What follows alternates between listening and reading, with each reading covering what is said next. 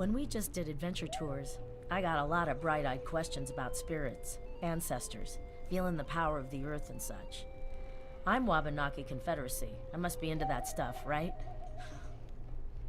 I never thought of it as a mystical thing, a tribal thing, to treat the land with respect. We learned from our elders. You can't find much older out here than the land. That's the starry-eyed version.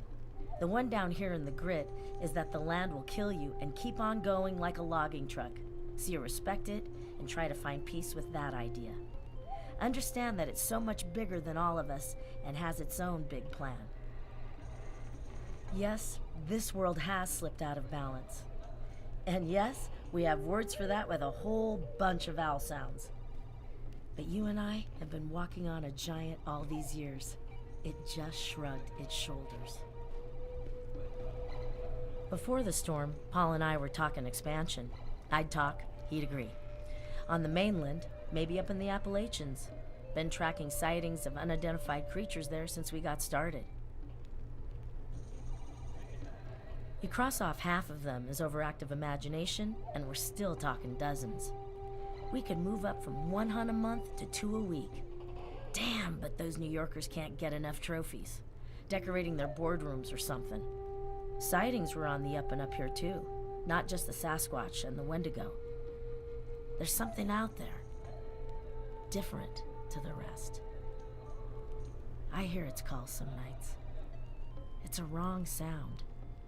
Not an animal call, but something that's making a noise like it thinks an animal should. Doesn't even carry on the air right. If it's marking out its territory, that's the best of a bad situation. It means it's not coming down here. If there's still a tribe here, I'd call it a dysfunctional one. I mostly keep out of Wabanaki business. They can't get along with each other, let alone cope in the real world. And half the townies still lock up their mouthwash when they see one of us coming. Then there's the matter of our sacred land. Sometimes they can't trip over themselves fast enough to sell it off by the yard.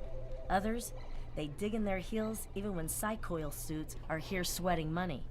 Me, I think they like the fantasy that there's good soil to protect and sour soil to make the evil eye at. It doesn't work that way. People gave Blue Ridge a bad name, not ancient curses. No one disturbed the burial grounds, and yet there they are, up and walking anyway. It can take days for these boys to agree on the communal food order. If they were the defenders of this island, I'd feel bad for the island.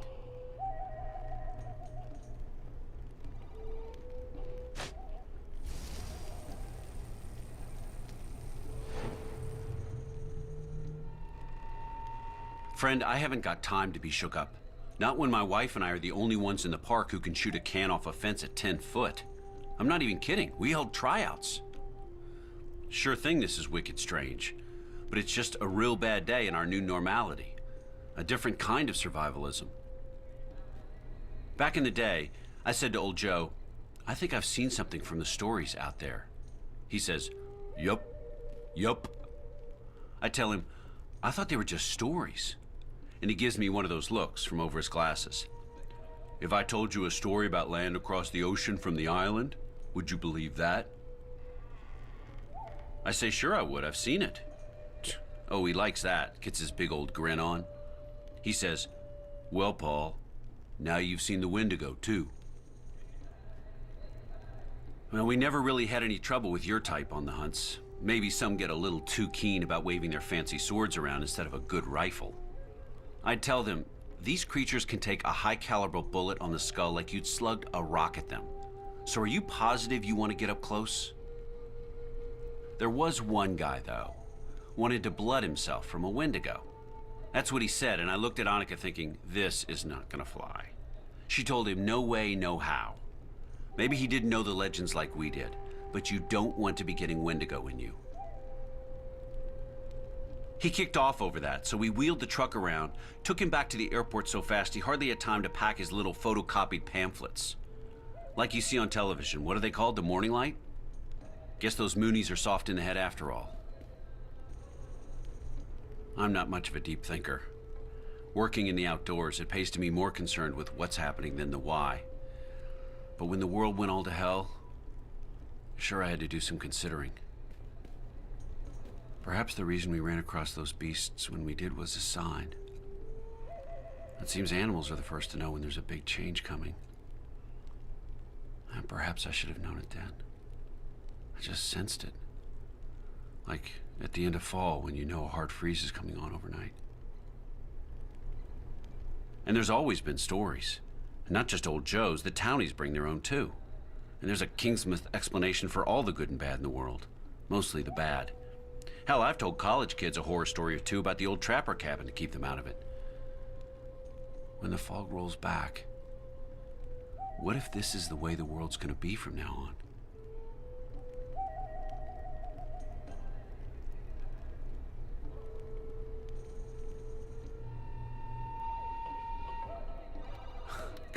These things just don't stop coming. Everyone needs a break from the killing. There's no sports in it. And there's no end to it. We had a good little business going here, me and Paul. We were doing all right. But I guess when you bleed the land eventually bleeds you back. That wave tin is some bullshit. It started a couple years back. Whitetail season had taken a dip. Hard to make ends meet. Then I picked up the trail of something else out there. Stranger game. Older game. It came like some weird providence. All the old stories come to life. It didn't cross my mind anyone would pay to bag themselves a Wendigo or Sasquatch, but I'm not the brains of this outfit. Turns out a lot of folks would, when you ask in the right places. Folks from out of state. Business is a bit slow, so if you're staying around, it's open season on whatever's got no right to walk or crawl here. Yeah, just don't get bit by anything. I hate to have to put you down. You got a quarter, Annie? My turn, isn't it?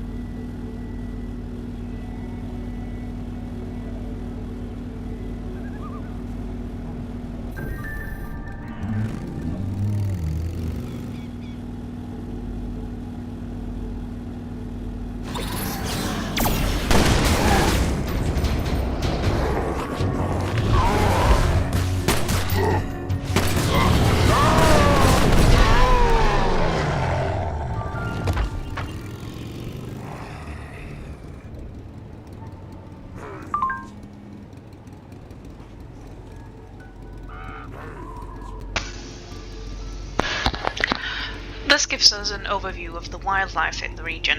In a nutshell, you're up against ancient varieties with rejuvenated numbers. The Wendigo and Akap appear to be fiercely territorial, neither particularly eager to encroach upon the other. The Draug are far more enterprising.